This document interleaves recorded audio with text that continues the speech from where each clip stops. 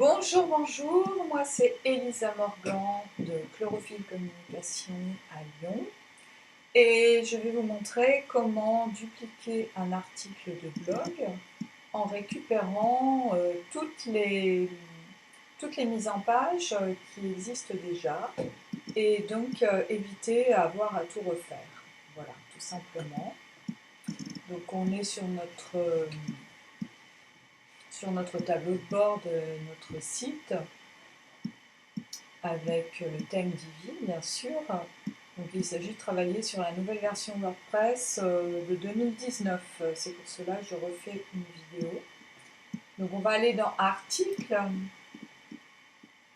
que la nouvelle version est assez différente des précédentes. Donc on va ouvrir un premier article de blog. Voilà.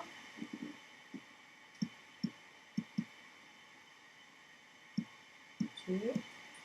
Et on va créer un nouvel article.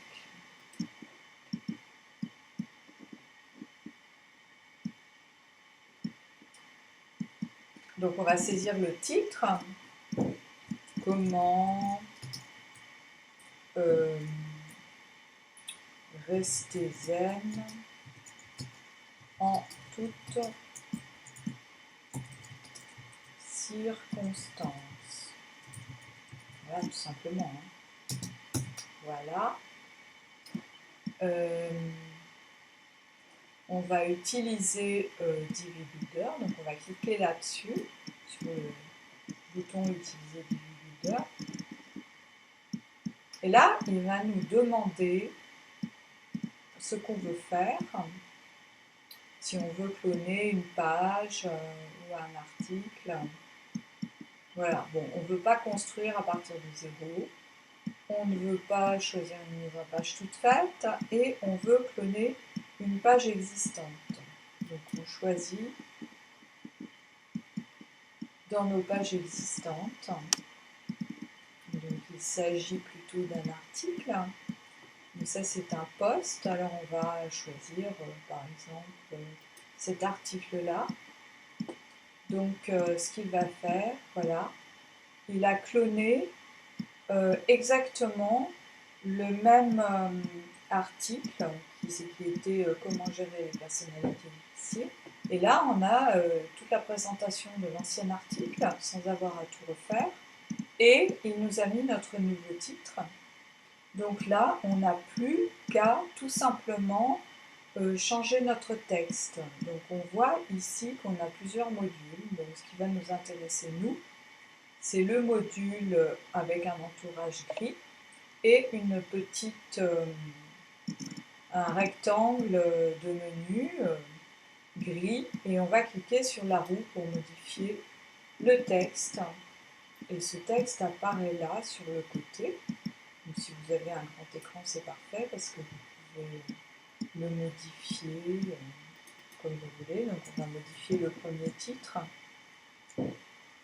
par exemple début de l'article. Hop. Ensuite, on va modifier ce texte-là. On peut mettre un autre texte. Voilà. Ceci est un autre texte. Point.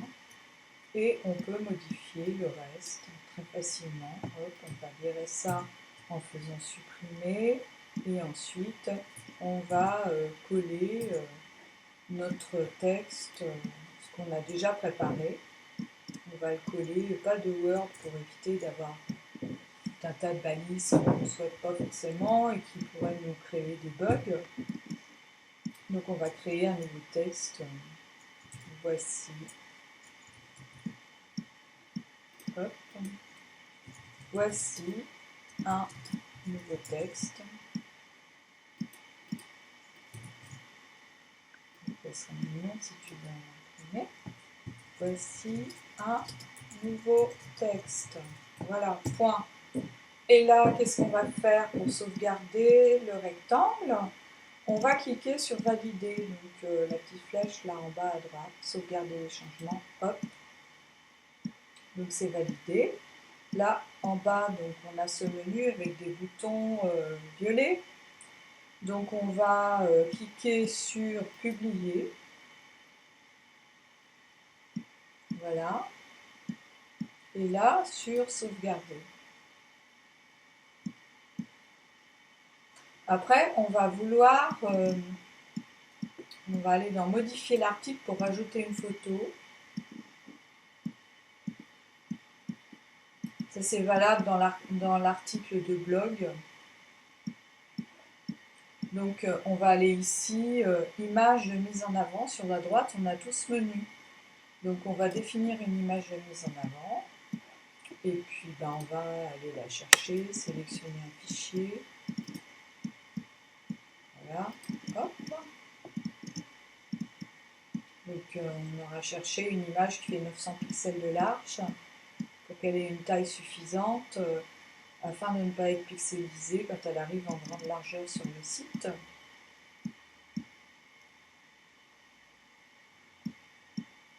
Alors, il met du temps avant de le télécharger. Voilà, impeccable. Sélectionner. On voit qu'on a notre image qui va être ici en image de mise en avant. On va sélectionner la catégorie. On peut éventuellement rajouter une nouvelle catégorie qui va s'appeler Rester zen. Voilà. Ajouter une nouvelle catégorie. Donc, on ne va pas cliquer sur non classé parce que ça ne nous intéresse pas. On voit que Rester zen c'est coché, donc c'est nickel. Donc on va vérifier le lien, comment rester zen en toutes circonstances. C'est ce que l'internaute va voir quand il va chercher l'article dans Google. Donc ça permettra d'être mieux référencé. Pareil pour l'image.